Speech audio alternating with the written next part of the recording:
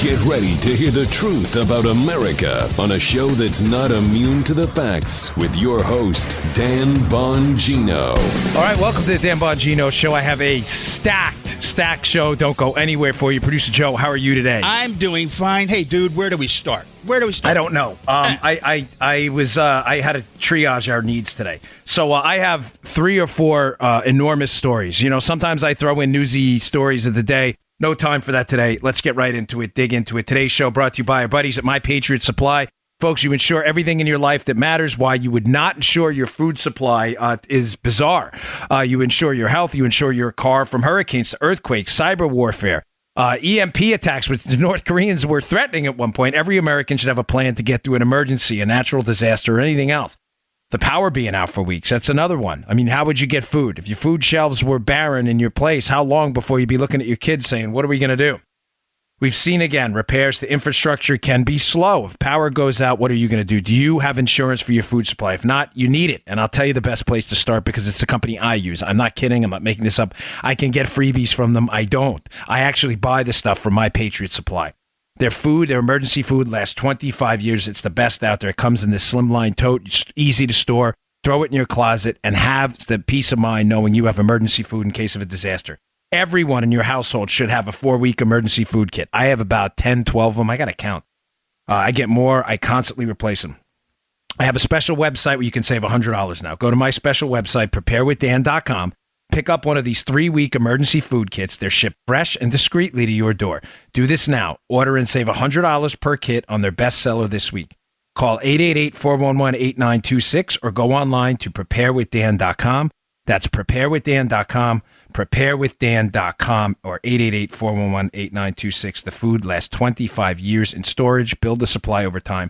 Be ready in case something is to happen. You always have to have a plan, folks. Okay. Let's start off first just on Kavanaugh, and then I want to get to the big scandal, which I reveal in my book, and we're going to reveal today in a bit of a teaser. So, yes, this is going to be great. But first, on Kavanaugh. Joe Biden to the rescue again. Now, on Supreme Court picks, Joe Biden is the gift that keeps on giving, Joe. As we know, the delay of Barack Obama's nominee to the Supreme Court in the last year of his presidency, and Merrick Garland, where the Republicans wouldn't take a vote on him, we can chalk that up to the Biden rule. It was Joe Biden who gave a speech in 1992 in the final year of the Bush HW presidency, where Biden said he should not nominate someone for the Supreme Court until the voters have decided. Yes! Oh!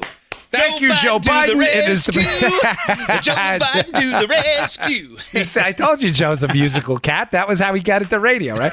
Joe Biden rescued us. You could thank Joe Biden for Neil Gorsuch. I'm not kidding. I've played the soundbite on the show before. It's not a joke. So Joe's song's pretty funny, but it is Joe Biden who said that when he was a U.S. Senator. And that is the rule they invoked, the Joe Biden rule, to not vote on Merrick Garland and to let the voters decide. They elected Donald Trump, and we got Neil Gorsuch. Well, we can thank Joey B again.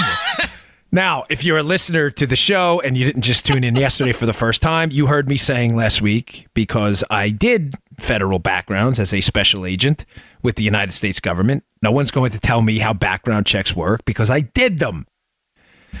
They are not criminal background checks. They are criminal history background checks. There's a difference. Joe, do you remember this conversation from last week? I certainly do, Mr. Bongino. I explained last week that the Democrats asking for Judge Kavanaugh to undergo a criminal investigation by the FBI are asking for something that the FBI does not do on backgrounds. They do a criminal history background, meaning it is a character background. Do you understand the difference? I just want to state this clearly one more time because I'm going to play an audio cut of Joe Biden, again, coming to the rescue, confirming to you that you're not wasting your time listening to my show, and I'm not making this up. The FBI goes out. If they were doing an investigation on me, or the Secret Service, it's the same procedures like they did when I was becoming a special agent. They ask you to sign a bunch of waivers for your medical history, for your tax history. You have to turn that paperwork over. If you don't get the job. Simple as that. You also have to give a criminal background check where you give them the authorization to go and check you out in computer criminal databases. If nothing shows up, the FBI then will then go out and conduct character interviews. If one of your neighbors alleges you've committed a crime, a sexual assault, or something else, the Secret Service of the FBI refers that to the local police and just puts the note in the file. They do not do the criminal background. Do you understand, folks? They are simply compiling your interactions with law enforcement so that people making the hiring decision, in this case, the U.S. Senate, in my case, it was the Secret Service deciding to hire me or not, can make a decision based on your criminal history. It is not a criminal investigation, period. The liberals are making this up. The reason they are asking for a criminal background check on Kavanaugh is because they know, Joe, it can't happen. Right. And it is simply an obstruction technique to make sure Kavanaugh does not get a vote. Now, in case you didn't believe any of that, which I covered last week, here is Joe Biden, yeah, baby, to the rescue. Again, confirming exactly what I said during the hearings with Clarence Thomas, where he was a senator from Delaware. The next person that refers to an FBI report as being worth anything obviously doesn't understand anything. FBI explicitly does not, in this or any other case, reach a conclusion. Period. Period. So, Judge, there's no reason why you should know this. The reason why we cannot rely on the FBI report, you wouldn't like it if we did, because it is inconclusive. They say he said, she said, and they said, period. So when people wave an FBI report before you, understand, they do not reach conclusions. They do not make, as my friend points out more adequate, they do not make recommendations. Period. No, I did not cut that suspiciously, right? That's an authentic That's clip. real. You saw it. That's the real deal. It's a video. Now this is an audio program, so you have the audio of it. Here's what happened there. During the Clarence Thomas just national disgrace of a hearing where they obliterated or tried to this man's stellar character. I love Clarence Thomas. He's one of my heroes. There was an FBI investigation before the charges became public, the Anita Hill charges. You all are pretty familiar, where she accused him of various disgusting things, but there was actually no corroborating evidence that it happened. The FBI, before the charges went public, did an investigation and did exactly what I told you.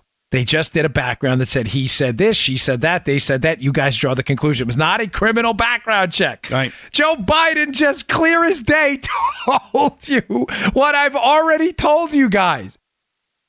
Now, can you finally put to bed the idea that the Democrats are engaging in this Kavanaugh back and forth in any sense of fairness to Kavanaugh? They're asking for things that can't be done. That's Joe Biden himself. Period. Period. Period. Go, Joe Biden. Go, Joe Biden. Every time. This guy rescues us every time, Joe Biden. Dude. They do not. I told you this last week. I'm not patting myself on the back. I just, again, want to convince you you're not wasting your time. I don't say things I can't back up. I did this stuff. You go out, you get a statement. Hey, I think my neighbor applying for that job with the Secret Service robbed the bank. Really? When? Where? You write it down, you take the notes, maybe you record it, you call the local police, hey, we got a problem here. You put it in the guy's file. Obviously, the boss is going to get the file and say, we can't hire this guy. That's what happens. They don't do criminal checks. Right. So stupid. Oh, Biden again. Now, in another note, the Democrats blowing up their own, assertions. I don't know any easier way to say it. The Democrats are asserting things they later go on and retract because the Democrats are not doing this to get a legitimate hearing into Blasey Ford's assertions. It's not a lie if you believe it. It's clearly not, because the Democrats do believe their own lies. Nice. A couple of days ago, what was the Democrats' line? So first it was asked for an FBI investigation that can't happen. What was their assertion a couple of days ago? That this hearing's going to be a farce, Joe, because a bunch of white men, Republican senators, are going to question this one. What race has to do with it, by the way, I have no idea. The Democrats love to play identity politics, so don't bring race into anything. Their line a few days ago is these white men, Republican senators, these white men. They are going to question Dr. Blasey Ford, and this is awful. Never mind that the people actually elected these white men. Again, what race has to do with this, I have no idea. I don't think like a crazed identity politics liberal. Now, Joe, what do the Republicans do in a Mitch McConnell roundabout way to kind of get back at the Democrats? They say, okay, fair enough. You don't like that a bunch of white men, elected representatives of the people, are going to question Dr. Blasey Ford. So what do? They went out and they hired an experienced sex crimes prosecutor by the name of Rachel Mitchell, who happens to be a female, to do what? To do the questioning. Now, what are they doing? They're complaining about that. Now the Democrats are complaining about that. They're like, this is unbelievable. These Republican senators don't have the nerve to question the senator yourself. Oh my gosh. Dude. Joe, the stupid is so thick. How... Seriously, ladies and gentlemen, if you're a Democrat, listen to me, you're welcome here. I'm hoping to open your eyes to what's going on, but I'm asking you, do you ever look in the mirror when you registered as a Democrat and vote Democrat and say, okay, this party doesn't make sense anymore? Jeez. Do you realize just a few days ago, they were complaining about white men asking her questions? They hire a woman to do it. Now they're complaining that they hired a woman to do it. Who has expertise in these matters, by the way. Just answer me this quick question, because I really have to move on. I want to spend all day on this. Which outrage campaign is right? The outrage campaign over white men asking the questions, or the outrage campaign over not white men asking the questions and a woman asking the question? Which one is correct? Because you understand both of those outrage campaigns can't exist at the same time. Which one is it? But it doesn't matter. See, being a Democrat now requires you to be illogical. See, I work in the world of reason. I gave you facts about backgrounds. Facts, by the way, I have a personal commitment to, because I did these things. I want to get those facts out there because I know what happens in FBI backgrounds. I knew the Democrats were lying. By the way, so did the Democrats. They're not stupid. I also knew the Democrats were lying about white men questioning Dr. Ford because it was another obstruction tactic. So when Mitch McConnell does a touche and says, okay, we're going to hire a woman to do it with experience in these matters, they complain about that too, which says to you that what they complained about the first time was not legitimate. It never is, folks. The Democrat Party is a party of frauds. I'm sorry. I'm not insulting you if you're a rank and file Democrat out there. That's not my goal. My goal isn't to upset you out there. I'm just telling you that while I don't think Republicans up on the Hill are your saviors either, I've said many times. Now, I would vote for them, and I am going to vote for them, and I strongly encourage you because the Democrats are far worse. I don't think the Republicans have I think they can do a better job, and I think we should incentivize them to do that. But the Democrats are total, complete frauds. They are total frauds. There is nothing genuine about the Democrat Party anymore. Nothing. All right, moving on. Another just quick note on Kavanaugh. So I was hesitant to address this, but it's gotten such a head of steam that I feel like you deserve as my audience, given that it is a newsy program, for me to give you kind of a summation of what's going on. So creepy porn lawyer, CPL, Michael Avenatti, but maybe the creepiest man in America. I mean, this guy, when I see him, I'm just like, I want to wash my hands, my face, my hair, everything else. Michael Avenatti was claiming, he was Stormy Daniels' lawyer, as many of you know, was claiming a couple of days ago that he has a couple of clients that are going to come out. And I warned you about this, and these clients are going to come out and say that Brett Kavanaugh was engaged in gang rapes and rape train. I mean, just disgusting, horrible stuff. There is a rumor on the website 4chan that Avenatti may have been punked. Now, the Washington Examiner has a good summation of this I have up in the show notes, which I strongly encourage you to read. It's short, it's sweet, but it gives both sides of this that just be cautious here for a couple of reasons. The 4chan site where this appeared, what happened was there's a poster on 4chan laid out a story that him and his girlfriend had called Avenatti, made these charges about Kavanaugh, that it's all a scam, and that Avenatti offered them a significant amount of money to do an interview on CNN with Poppy Harlow. Saw it. Yeah. Now, Listen, Avenatti is the creepiest, slimiest guy around right now. I mean, I don't know. The guy has just been, I don't know anything else to say about the guy. But it could be a prank on 4chan about a prank. I'm just encouraging you to be careful. Like, you know how I feel on this show about our credibility. We've had to retract very few things in 3 years, maybe one or two that turned out later on. We just pride ourselves on trying to get things right and not being first. I don't want to be first. I want to be right. And I'm not sure what's going on here. I am sure this, though. Avenatti is creepy, and he destroyed any credibility he had a long time ago. So I'm not particularly worried about his charges here. I don't want to get people to get baited in that it was a prank, and it may be, it may not. So just be careful of that. And there's a good Washington Examiner piece I have up at the show notes today, which kind of covers both angles of this. One, that it's a prank, and two, it's a prank about a prank. In other words, that it's not really a prank. Avenatti may think he has something, but they're pranking you. So I don't know. But, you got to check that out yourself. Michael Nosferatu. I know what that means. You know what? I know what, you're talking about vampires, right? Yeah. You know how many people know that, you know? We're going to find out. I remember the Anthony Hopkins appearance in the Dracula movie. They called him Nosferatu. Yeah. Okay. All right. This is important. Yeah. This is if we think alike, man. Last night, the Sean Hannity show, as I always recommend highly, at 9 o'clock at night on the Fox show. He has the best guests around. He's in D.C. He had Sarah Carter and John Solomon on last night. And Sarah and John Solomon both, I will continue to insist that John Solomon at The Hill and Sarah Carter from sarahacarter.com. John, I believe, knows the whole story. I can't say this enough. He's a reporter. His sources have been amazing. I believe he knows the story. I know and others know. And I believe he's leaking it out slowly but surely. Now, he talked about last night a piece in the Washington Post, and the problem is the piece is so complicated. I tried to find a way to get this to you in a digestible way. And I said, you know what I'm going to do, Paula? I was talking to my wife last night. I'm going to give you the lead first and the takeaway and explain later rather than explain it and get to the lead. The reason is the lead is very, very easy to understand. The details, if you're not viewing it in context of the lead, are complicated. Here's the lead.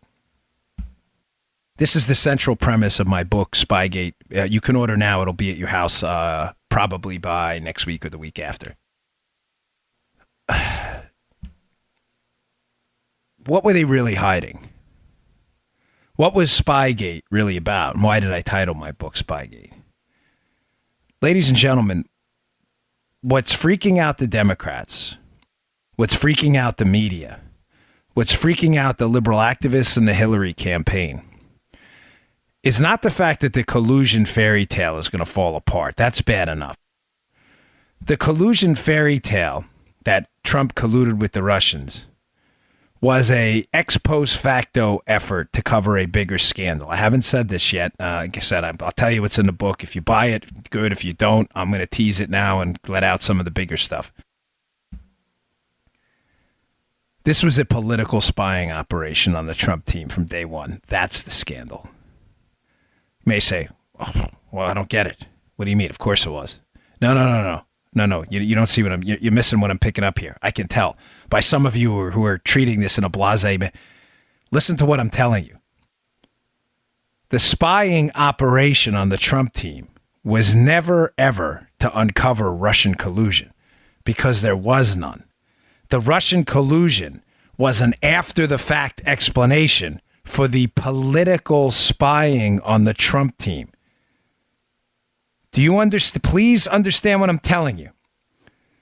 The Democrat liberal media narrative the entire time has been that the Obama administration spied on the Trump team because they suspected Russian ties and therefore engaged in spying. I'm telling you now, and I'm prepared after a year now of covering this case, this is what's laid out extensively in the book, that what really happened here is the reverse. The Obama administration was spying on the Trump team for pure political reasons. Intelligence to give to the Hillary team to use it as a weapon to find out what was going on, to develop narratives to attack the Trump team. Something that happens in politics, right, Joe, all the time. Mm-hmm. But not with the assistance of the United States government. No. This is like third world republic stuff. The real story is this. The operation to spy on Trump happened first.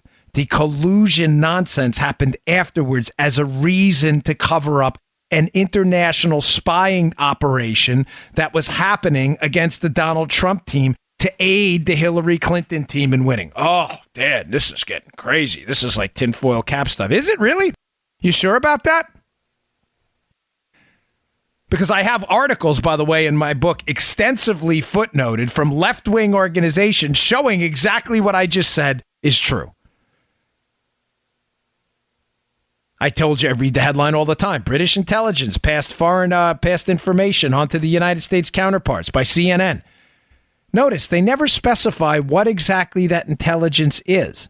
They mention sometimes the Russians, but folks, do you understand? I can't hammer this home enough. The political spying operation on the Trump team, the weaponization of the United States. I've never said this. I know you think I have, but I haven't.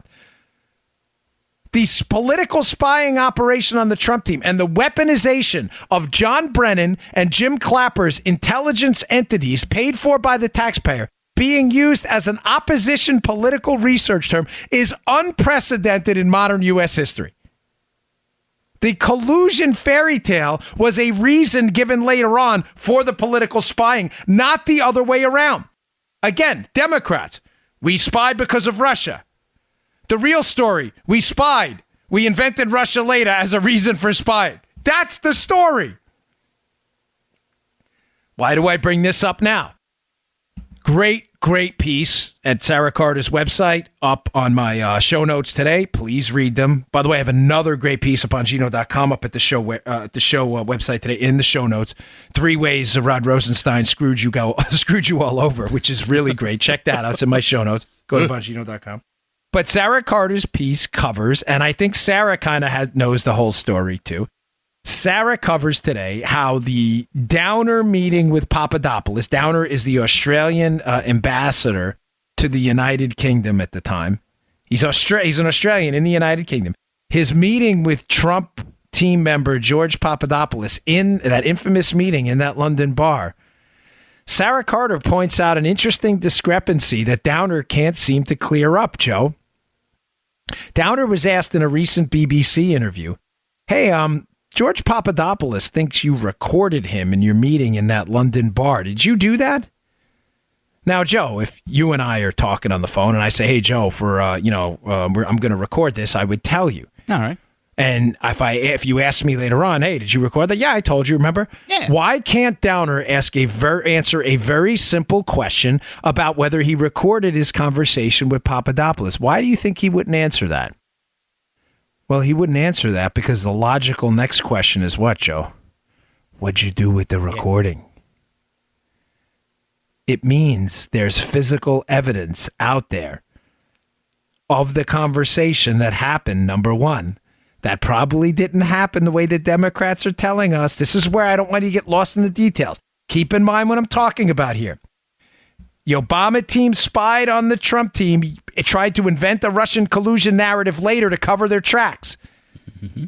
What if the recording Downer made, allegedly, according to Papadopoulos' theory, what if the recording he made has absolutely no indication whatsoever of any kind of a Russian collusion fairy tale at all? Now, who is right? Again, we got to wave the finger. Uh-oh. Uh-oh. Why is this a big uh-oh? Now, if you don't think it's a big uh-oh, it's because you've heard this so many times that you're already immune to the idea that this was all a setup. But keep in mind what we're talking about here. The Crossfire Hurricane case opened up at the end of summer. At the end of summer in 2016, the case into Donald Trump, the investigative case into Donald Trump by the FBI, according to every leak we've heard in the New York Times themselves, was based on what, Joe? The Downer meeting with Papadopoulos. Is there evidence? In other words, the FBI opened up the most significant counterintelligence operation in United States history against a presidential candidate in opposition to the sitting President Obama, based on the fact that we were told, according to the leaks, that Papadopoulos said so many devastating things to Downer about the Russians and information.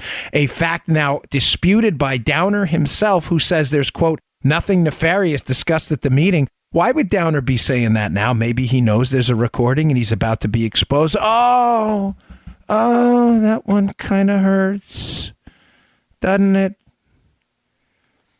So this whole political spying operation and the formal case in the FBI was opened based on a meeting that there may be recordings of? Does it make sense now why Downer can't answer a simple question? Ladies and gentlemen, angle number 2 on this. Not just was there obviously, media hacks listening to this, a political spying operation going on in the Trump team through national security letters, through unmasking, through the use of the 702 database, probably, through the use of international spy outlets that are friends of ours to relay information about the Trump team. Not only did that happen, but a case was opened up to investigate later on, probably as a cover-up based on faulty assertions altogether, and there may be a recording of it. Where is that recording? Who was that recording given to? Now, we know Downer passed information. You might say to yourself, of course he passed it on to intelligence entities. No. If you're a regular listener, you know that's not true.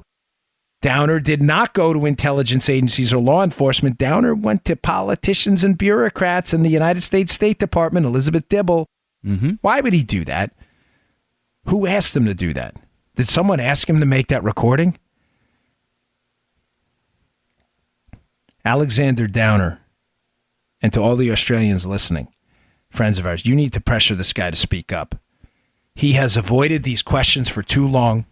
He has intermingled himself in United States politics, and it's his responsibility now to discuss what his role in the most significant spying operation on a political candidate in United States history was. He owes it to the American people. I'm sorry, but this guy placed himself in the middle of one of the biggest scandals in U.S. history. He owes it to the American people to speak up. Couple other things on this. So please read the Sarah Carter piece, because it talks about how Downer now won't answer the question. And Sarah, like John, kind of alludes to things that are coming later, because I think she knows more than she's letting on, which is good. I mean, she doesn't have to put it all out at once. Everybody will get lost in the information. But Sarah alludes to the piece, again, to something we've been insisting on this show since episode 628, that the real scandal here has been the spying operation by others to pass information to the United States government. The touche today has been that the Russian collusion narrative is just a cover-up for that whole thing. We have told you the Australians and the United Kingdom, and likely others, were being used. They were being used. Now, ask yourself this question. Why were they being used? Folks, John Brennan, the head of the CIA during the Obama administration, had the tools to do a lot of this himself. But we have relationships with Five Eyes countries. The Five Eyes, it's an intelligence sharing arrangement, New Zealand, Canada, United Kingdom, Australia, United States. We have this relationship. They have looser surveillance rules than we do, folks. We saw this in the Snowden documents that were exposed. Their ability to surveil people is far looser and less restricted than we have rules and than our rules in the United States. Now, I'm not suggesting that intelligence community assets in the United States did not abuse their authority. We already know there were multiple unmaskings of people involved with the Trump team by the Obama administration, unmasking their identities on tapped calls. We also know national security letters were issued. We also know the contents of those calls were leaked. The Mike Flynn call was leaked to David Ignatius of the Washington Post. Oh, he'll appear in a few minutes. Don't you worry. How significant was this network? Why did they use them? They used them, folks, because John Brennan was trying to keep his fingerprints off this entire thing, number one. And he realized that these foreign intelligence assets had far less restrictive rules on their own surveillance. Now does that GCHQ, that meeting between the head of British intelligence and the General Communications headquarters, the equivalent of the, head of British intelligence, the equivalent of the British NSA, I should say, to be more precise, Bob Hannigan, the head of the British equivalent of the NSA, meets with John Brennan strategically right around the time all this is happening at a director level meeting and says he has important information to give to him. Now does this make sense? John Brennan is the puppet master for Obama. They're spying for political reasons. Do you understand what I mean by political reasons? They're using government intelligence and its connections overseas in a network of friendly countries to basically provide political opposition research to the Obama team to use against Trump. Do you understand how this is Watergate? This is Watergate look like Romper Room. This happened. Carter kind of hints at it. How the really big scandal and what Nunes and others have been hinting at is a bigger, larger scandal. Now, do not let me forget this Nunes side. All right. You know what? Folks, I'm sorry, I do have to pay for the show. I appreciate your patience. We keep it free. But I want to get to two other points on this, and I'm going to play something from Devin Nunes from a while ago that is going to scramble your eggs, I promise you. Oh, boy. Because he knew this well over a year ago. All right, today's show also brought to you by buddies at FilterBuy. Hey, a new study just came out of China discovering that air pollution causes a huge reduction in intelligence. This is in addition to air pollution's negative effects on your physical health.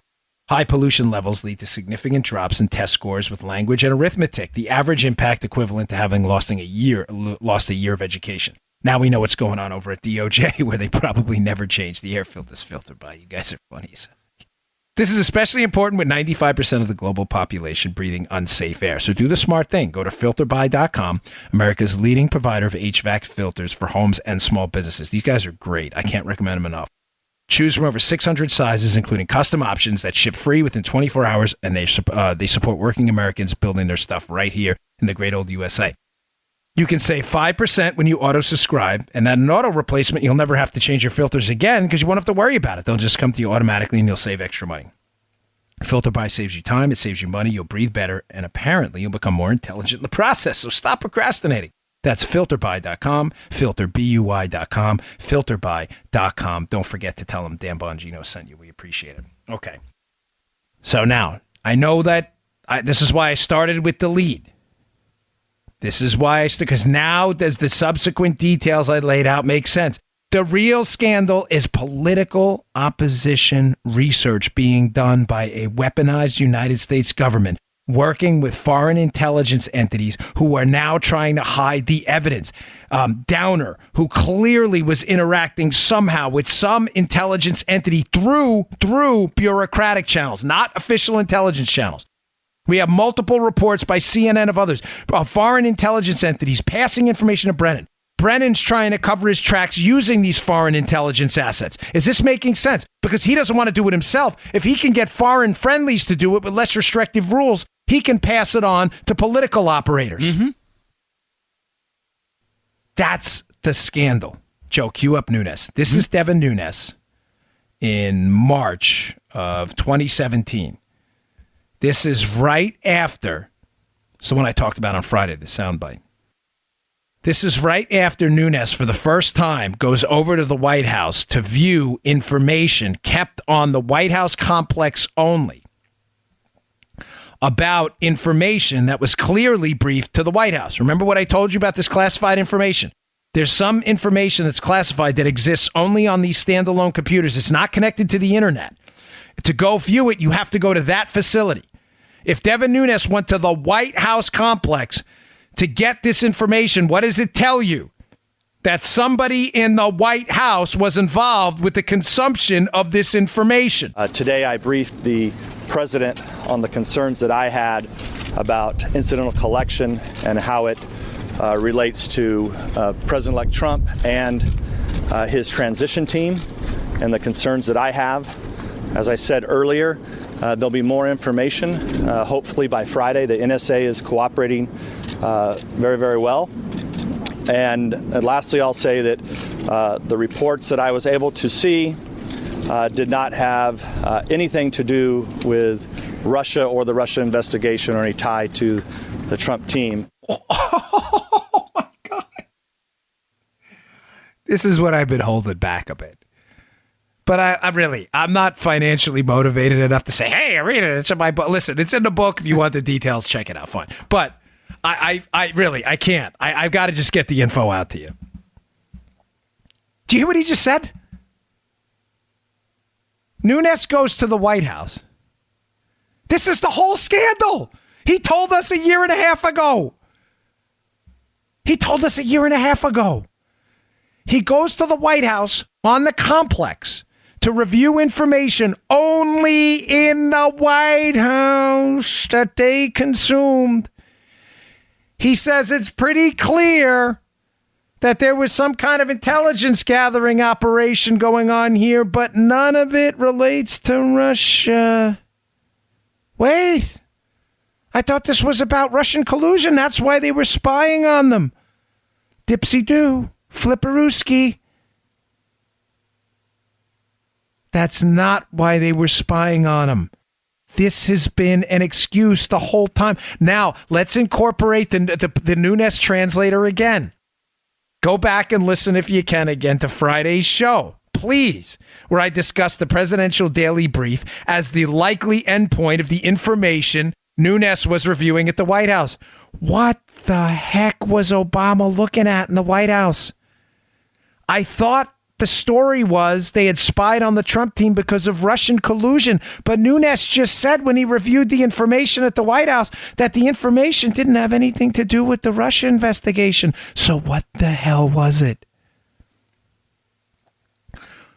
Folks, the biggest scandal of all is that the dossier, Crossfire Hurricane, the setup of Papadopoulos, the setup of Carter Page, this was all a cleanup operation at the end of the campaign to create an ex post facto excuse, an after the fact excuse for a massive political spying operation, including international operators that people within the Obama administration were conducting on their political enemies. That is the entire story. That is the real Spygate.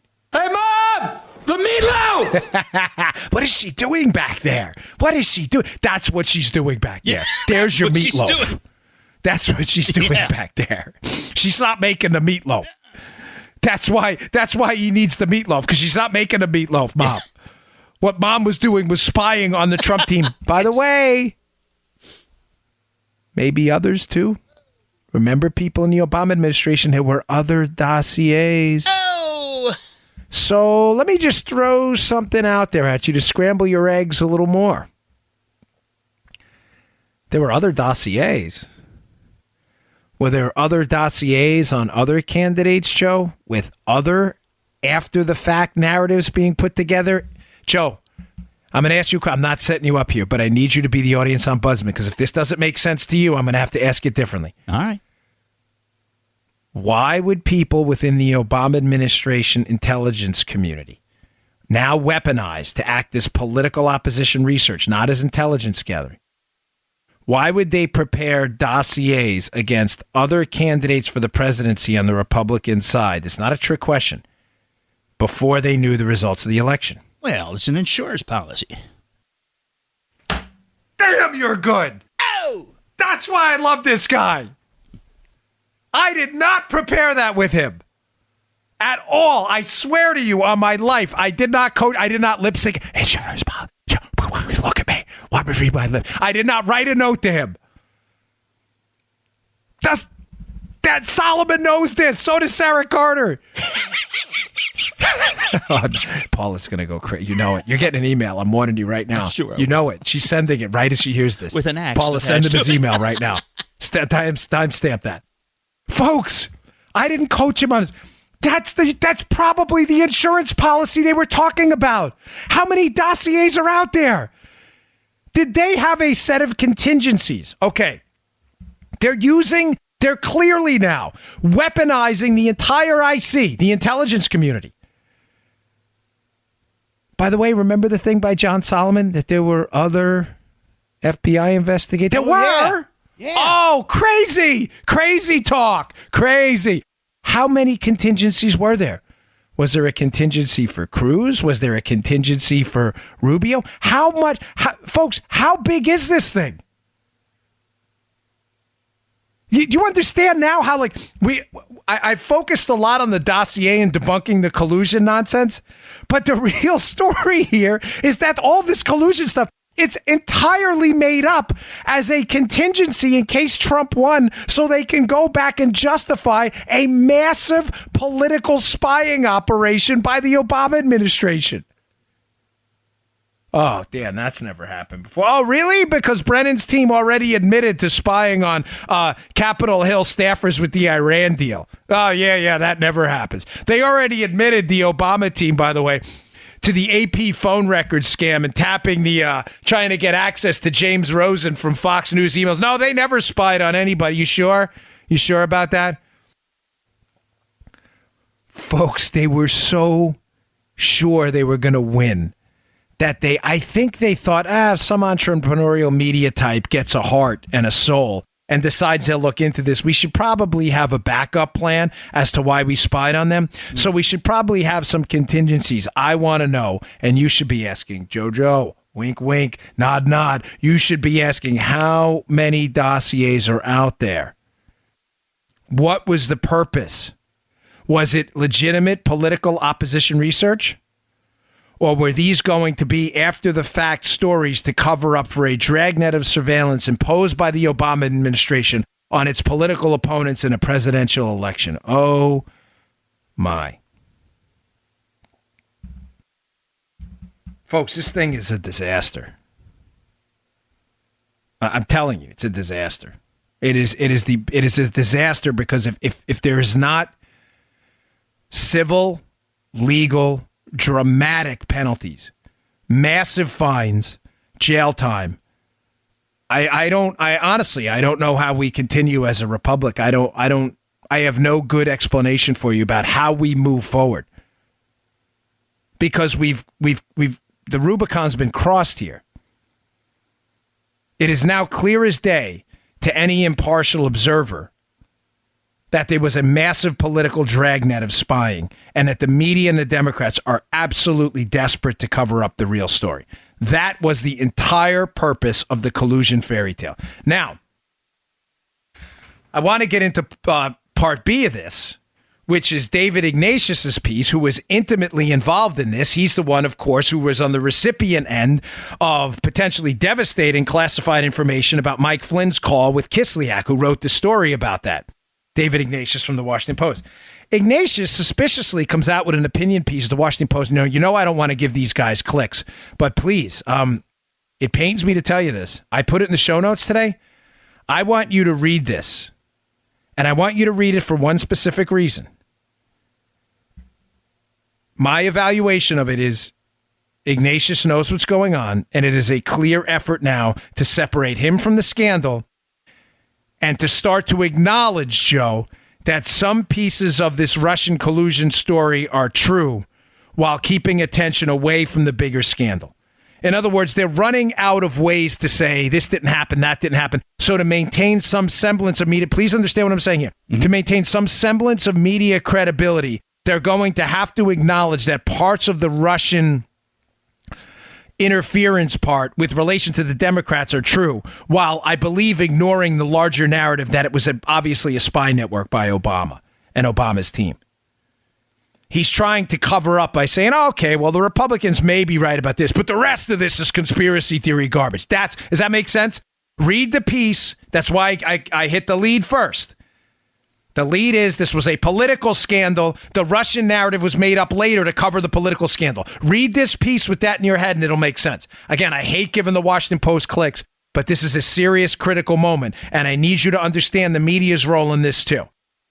Read Ignatius' piece and it'll make sense. All right, I'm going to get to that now. Hey, one last read again. I always appreciate your patience. Today's show brought to you by Brick House. Nutrition, they've been with us from the beginning, the finest nutrition supplement company out there. These guys are great. They are at the tip of the spear in nutrition science research. One of my favorite products is Foundation. Foundation is a creatine ATP blend. It covers really two of the most important things out there for most people. You perform better and you look better. Listen, a lot of people want to look good, right? That's why you work out, you do your thing. Foundation it's almost like having 2 extra gas tanks in the gym. But importantly, it doesn't just allow you to perform better in the gym. And if you don't believe me, by the way, take a little training log with you. Do whatever, squats, deadlifts, whatever it may be. Buy Foundation, Brickhouse Nutrition, brickhousenutrition.com/Dan. Pick up a bottle, give it about 7 days, and then look in that activity log you were keeping there and see how many more reps you do. I'm telling you, it's that good. This stuff is incredible. It's the equivalent of months of work in the gym in some cases. You'll also look better. It has an intracellular volumization effect. What does that mean? It makes your muscles look harder and look bigger, but look formed better. It's just so good. I call it the mirror test. Try the product, give it 7 days, look at yourself in the mirror after 7 days. You're going to be like, wow, this stuff really works. Go to brickhousenutrition.com/Dan. That's brickhousenutrition.com/Dan. Pick up a bottle of Foundation. Give it a shot. You only need one try. Once you'll be hooked. It's great. Pick up Foundation. Send me your reviews. I never, ever get anything but stellar reviews about this product. brickhousenutrition.com/Dan. Pick up Foundation today. Okay. So on the Ignatius story. Oh, wait, one more thing before I get to that. I'm sorry, because I don't want to miss anything. Sorry, I don't mean to jump around, but I underlined this and I passed it. Just skipping back a second again to the political spying scandal, the John Brennan role in it, and his effort to keep his fingerprints off it by using foreign entities that fed us intelligence. Does Jim Comey's interview now, I believe it was on Fox News with Brett Baer, start to make more sense? You may be saying, scratching your head, what? What did he say? I don't remember. Jim Comey appeared when his book came out on Fox News with Brett Baer and was asked about the dossier's role in the FISA warrant. In other words, what was the role of the opposition research document, the dossier, in accumulating enough evidence to spy on the Trump team? Now, Comey gave a very, very strange answer. That answer explains the redactions in the FISA warrant, which we haven't seen yet. I talked about that yesterday. And it also explains why the Democrats and the media are panicking over what's in those redactions. Comey said, well, it wasn't just the dossier. He couldn't say that. Why, Joe? Because the dossier's already been debunked. He couldn't say we spied on him based on false information. He gave a very suspicious answer. Comey said there was a larger mosaic of information. Remember the mosaic line? Yeah, that line? struck me kind of funny, yeah. Yeah, it struck a lot of people kind of funny. If you Google it, you'll still see it creep up. What exactly was that mosaic, Jim? Was that mosaic foreign intelligence operators, foreign intelligence entities, information that had come from foreign intelligence entities, washed through bureaucratic channels, not intelligence channels? Is that what you're hiding? Now, you may say, well, why would that be a big deal? Because of what I told you opening up this portion of the show when I discussed this. That would be a big deal because you'd have to ask yourself immediately, how were foreign intelligence entities spying on our presidential campaign when the whole narrative has been the whole time that the Russians colluded to win the election for Trump? Please get what I'm saying here. Mm-hmm. The created narrative afterwards, the Russians colluded, made up to cover up political spying. What if the real narrative and the mosaic, or what's hidden in those redactions, is information that came from actual foreign intelligence to help the Obama administration combat Donald Trump? Was that the mosaic? Is that why Comey used very diplomatic terms? Is that why John Brennan said the information we were receiving was pulsed against what the FBI had? Pulsed? What does pulsed mean, you fraud? John Brennan, now does it explain John Brennan's Twitter rants? Brennan is probably freaking out right now as his role as the puppet master of an international spy scandal against a presidential candidate opposing your president and your ideology as you headed the CIA is about to come crashing down on your pathetic face. The mosaic. Maybe that mosaic will start to make a little more sense now. By the way, I don't believe for a second Brennan and Comey are buddies. I don't. I believe Comey. I'm no fan of Comey. Comey's a fraud. But I think Comey feels like Brennan used him. Pulsed against. A break. All right, getting to Ignatius. Sorry about that. I didn't mean to get sidetracked, but it's important. So the Ignatius story that just comes out that John Solomon hit last night on Hannity's show. So Sarah Carter mentioned the foreign spying and the political spying operation. Solomon comes on and says, hey, did you see this David Ignatius piece of the Washington Post? He manages to bury the lead at the end. Oh, and does he bury the lead? You know what? Do me a favor. When you read the Ignatius piece in the show notes, scroll all the way to the end of the piece and read the last two paragraphs first, Joe. Conveniently left towards the last two. It's a long piece. All right. Let me do you a quick favor here and read something interesting. David Ignatius from the Washington Post.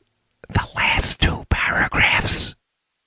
Let me start to seep out information because I got to acknowledge some of it's true.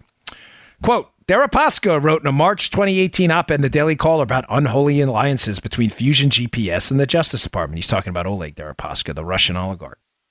Deripaska added that an associate of Fusion GPS had told Adam Waldman, in March 2017 that the organization, he's talking about Fusion GPS, that the organization was partly funded by liberal billionaire George Soros. I love Ignatius here. As he acknowledges what Deripaska said, he writes, another boogeyman for Trump supporters in Russia. Keep in mind, he doesn't say this is not that. Why? He doesn't say this is not true, that Soros was assisting in the funding of this. He just says, oh, boogeyman, conspiracy theories. This is why Ignatius is a hack and a joker and a scammer. He's a boogeyman. You're all crazy. Listen to this, though. As he tells you you're crazy that George Soros may have been involved in a funding mechanism for Fusion GPS, you're all crazy. It's a boogeyman, right, Joe? He's setting us up. I'm reading from his actual piece. He now goes on to show why he's an idiot, not you. Quote, Fusion GPS founder Glenn Simpson declined to comment for this article. Soros' spokesman, Michael Vachon, told me that Soros hadn't funded Fusion GPS directly, but had made a grant to the Democracy Integrity Project, which used Fusion GPS as a contractor. Oh! He's a boogeyman, Joe. He's a boogeyman. We're all crazy. Yeah. George Soros, we're all nuts. This is Ignatius, this kook. He's a Republican boogeyman. He's not a Republican boogeyman, you imbecile. He's a big liberal donor he's not the boogeyman. He doesn't have special powers. He's not a warlock. He's not Adam Warlock busting out of a cocoon. He's not Thanos. This guy, we don't give him special powers. Sensible and normal people out there who listen to the show who know something devastating happened know full well that George Soros has financed battles against their causes. This is not a mystery. It doesn't make him the boogeyman. It makes him an ideological opponent and a significant one. Mm-hmm.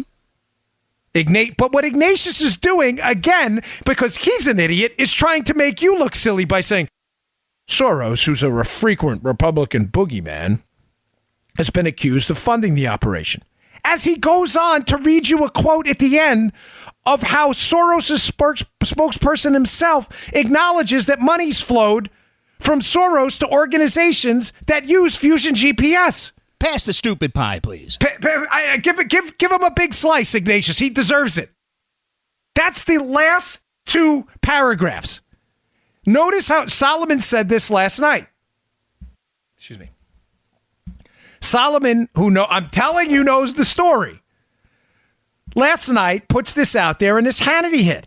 That he says it's fascinating how Ignatius buries the lead of his story in literally the last two paragraphs, that Soros money was being used to fund Fusion GPS. Now, how intimately was it involved in the funding of the dossier project? I can't speculate on that because I don't have solid information on that at this point.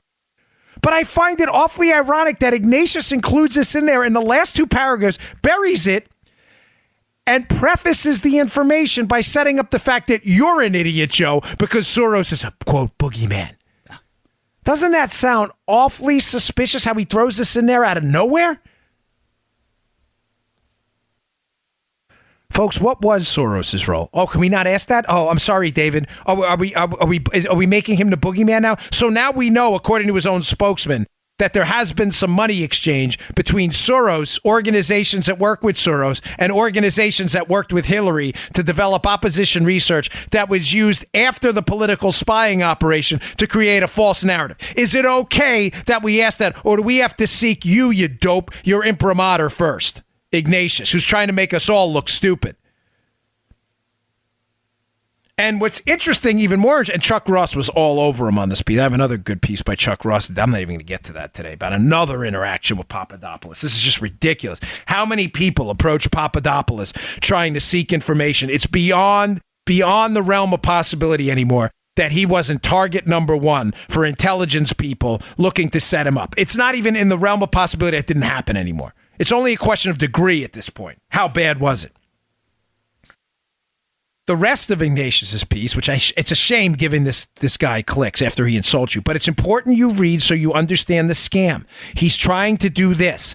The Democrats and the media involved in this entire collusion cover-up of the political spying scandal are now going to have to acknowledge before the redacted documents get unredacted and we see the full scope of what Nunes said in that March of 2017 press conference I played for you earlier, that they were spying on Trump and it had nothing to do with Russia in the beginning. They are now going to have to acknowledge small components of what Republicans have been saying the whole time about this are true while denying the bigger scandal and making everybody else look like conspiracy theorists. This is an effort, clear as day in my mind, to do this. What else does he put out there? He puts out there in the piece, acknowledges the fact, because this is going to come out too, especially I believe when it comes to the text messages, that the lawyer he referenced in that quote, Adam Waldman, may have had a more significant role in this than the media has been letting on. He's not doing this as a favor. He's doing it again to cover up the bigger scandal with an effort to keep us focused on minor details. Here's what he puts in the piece. That Adam Waldman, the lawyer, and you already know this if you listen to the show, was a lawyer working with Christopher Steele.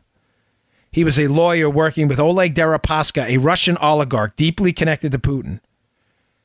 He was also working with Julian Assange from WikiLeaks. Now, Ignatius acknowledges, mildly to his credit, that there are very suspicious connections here, Joe, given that the assertions in the case are that Trump colluded with the Russians to win the election.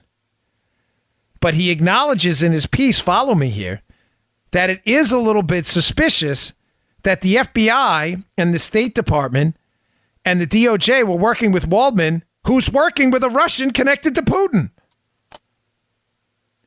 Now, again, I'm not giving the guy it is a scam piece, but he's doing it to acknowledge that, okay, they may not be crazy on everything because they're going to have to acknowledge. He's not doing us a favor.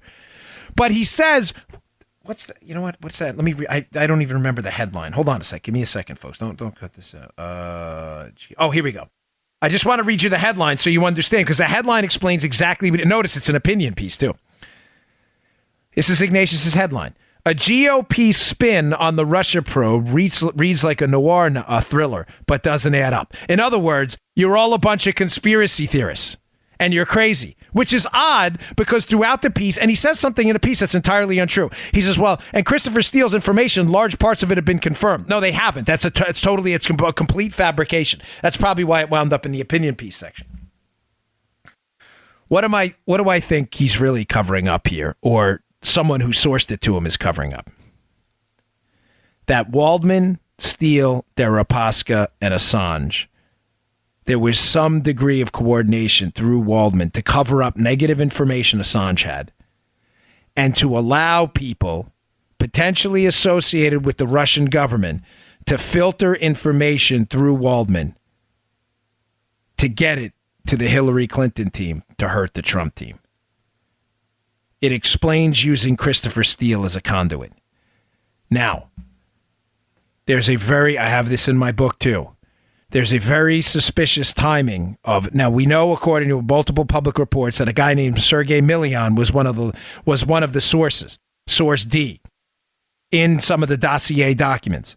Deripaska and Milian appear together at the same conference, the St. Petersburg Economic Forum at the same time.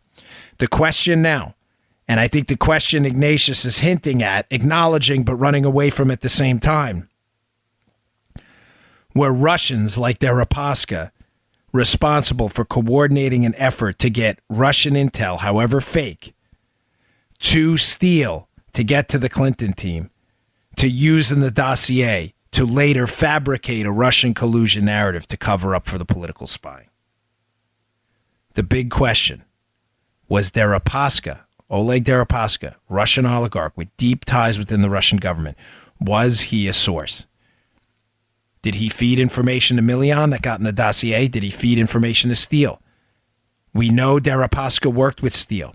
He hired him in 2012 to gather intelligence for him. How much information in that dossier, if any, came from Deripaska or people connected to Deripaska in the Russian government? It would be an absolutely devastating finding because it would prove the fact that the collusion not only was made up to cover for the political spying, Joe, but the Russian collusion was real on the Democrat side. That's what they're worried about. Man, was that a show today. Yes, sir. I got more for you tomorrow. I had 3-4 things I didn't even get to today, including Chuck Ross's new piece. But it's in the show notes if you want to read it. Get a head start for tomorrow. We'll dig into that, too, how the Papadopoulos thing is getting even uglier now, how I think people got desperate and threw everything but the kitchen sink at Papadopoulos. I'll get to that tomorrow. Read the piece in the show notes. Thanks a lot, folks, for all your support. Please subscribe to the show on iHeart, on iTunes, SoundCloud. It's all free. You don't have to pay for anything. The sponsors are nice enough to provide financial support for the program, but it does help us move up the charts. So thank you very much. Hope you enjoyed it. I got more tomorrow. See you later. You just heard the Dan Bongino Show. Get more of Dan online anytime at conservativereview.com. You can also get Dan's podcasts on iTunes or SoundCloud. And follow Dan on Twitter 24/7 at DBongino.